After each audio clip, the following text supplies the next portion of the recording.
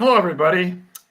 This is just a short YouTube on my recent experience in obtaining a manual wheelchair through Medicare. What the steps are, the procedures, the protocols, and mistakes to avoid to hopefully get it right on the first pass. And at some point in that process, you're going to have to make a decision on a rigid versus a folding frame. We'll talk about that briefly as well. First of all, what will Medicare pay for? Certainly, they'll pay for a manual wheelchair, and they may even pay for a smart drive. That's a assistive device that mounts either under or behind your wheelchair to give you a little bit of extra boost.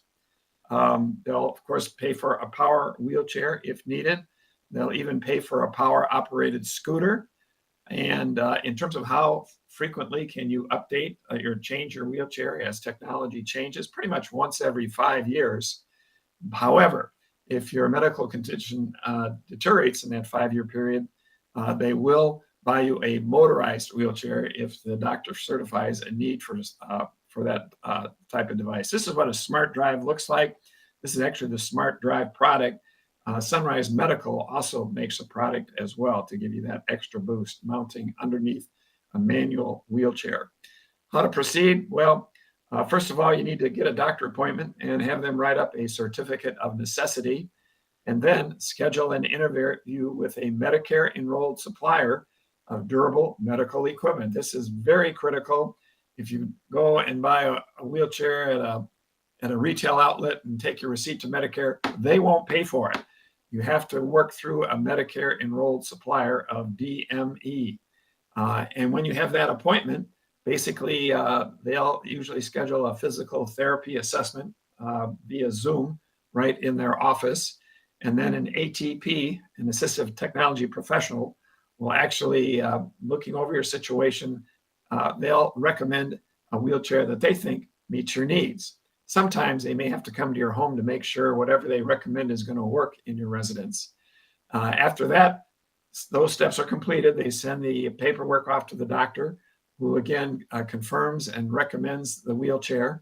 And then the DME will contact you to make sure there's been no change in your medical status, and also to ask if for payment of any wheelchair upgrades that are not covered by Medicare. In my case, I had a titanium folding foot plate that Medicare would not pay for it, and they asked me for an additional charge for that.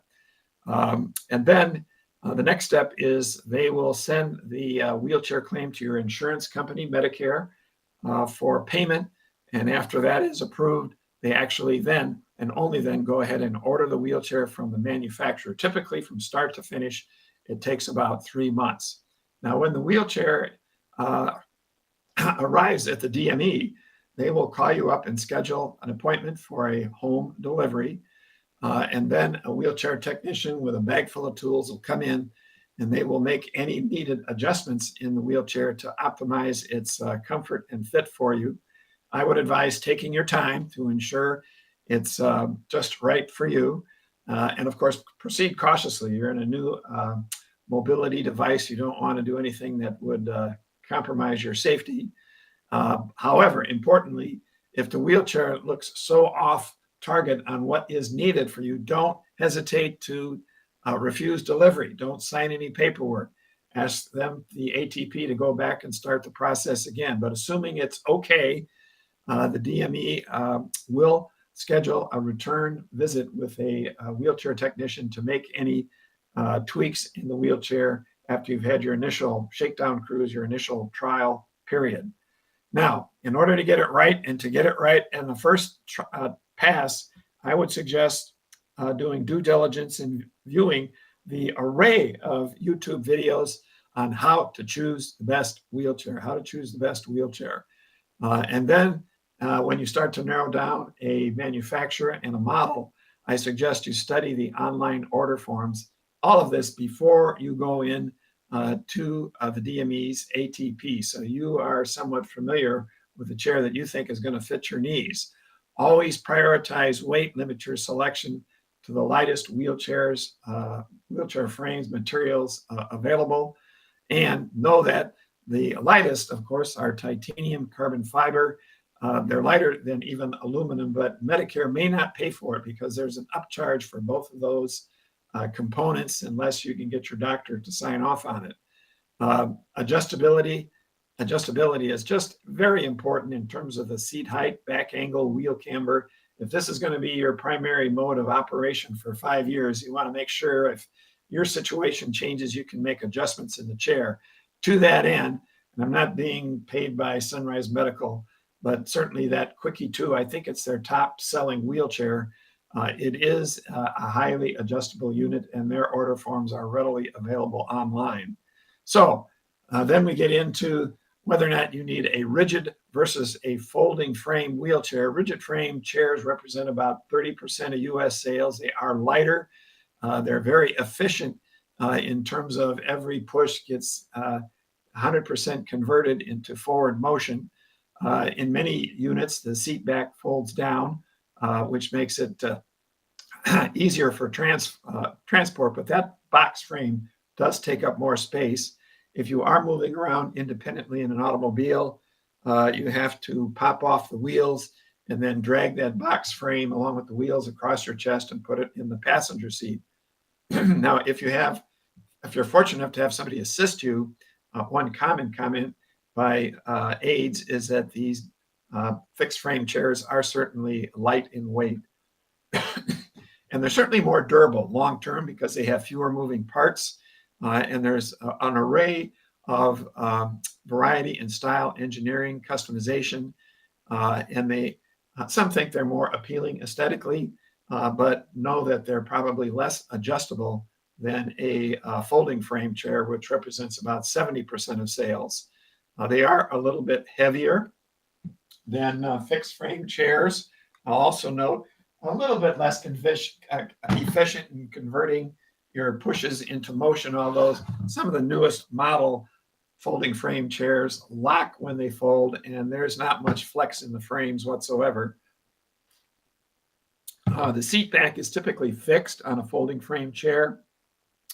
And if you're moving around independently in an automobile, a folded frame typically can be easier to pull across your chest and put in the passenger seat than what a fixed frame will be. Now, if you are fortunate enough to own a 2018 or later Honda Odyssey, they are there. You can put those directly behind the passenger seat with the aid of a couple of bungee cords without taking the wheels off in the folded position. And it's very easy then in and out of your vehicle. Speaking from experience, I can attest that they are more vulnerable to damage. I'd recommend if you are moving about in an airplane with a folding frame chair, you always bungee cord the frame together before you give it to the folks on the jetway to take below the wings. They certainly do take up less space, and they, with the folding foot plates, you can get up closer to tables. Bottom line, it all comes down to how frequently are you traveling, how physically capable are you, your preferences, ease of storage. Those are all things to consider before making the final decision on a rigid versus a folding frame wheelchair. My personal recommendations, if you are going with a folding chair, one of the relatively new innovations in wheelchair technology are the auto fold foot plates, meaning you don't have to reach down and pull up each foot plate. You just pull the chair up by the seat strap and the foot plates fold automatically. Great feature. Sunrise Medical offers those. And then in terms of the underseat catch-all cargo net, for a few years they were not available. Advantage Bag went out of business, but Sportaid now has contracted with a supplier, and you can find them readily at sportaid.com. Certainly these Spinergy SPOX lightweight carbon fiber wheels, less than 3 pounds a wheel, are great, and Medicare paid for mine, even though it's a very high-end wheel. And my ATP recommended an Axiom cushion, which I'm very comfortable in, but be mindful you have to order that cushion 1 inch longer than your seat depth, so everything fits up properly. I prefer the 75-80 degree fixed frame, fixed front end angle, which cuts your turning radius in tight corners.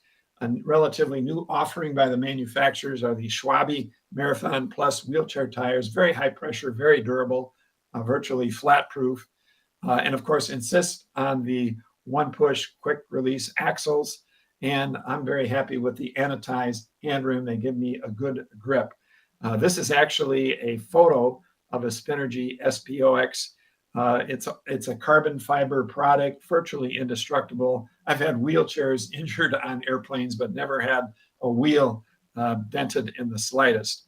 And this is a diagram of the various degree angles and what they look like when you finally get ready to decide on this portion of your order form. So bottom line here, I certainly appreciate your watching. I've got some other videos online, Farm to Table Talk, a journey through the grain markets, a little bit about the polio history and the quest for the polio vaccine, World War II newspapers, stories below the headlines, little known stories, and then an actual video on how I use those bungee cords to transfer my wheelchair into the back area of a Honda Odyssey without taking the wheels off, and then some additional disability tips and tricks. And finally, my recent conversion of my hand-powered hand cycle into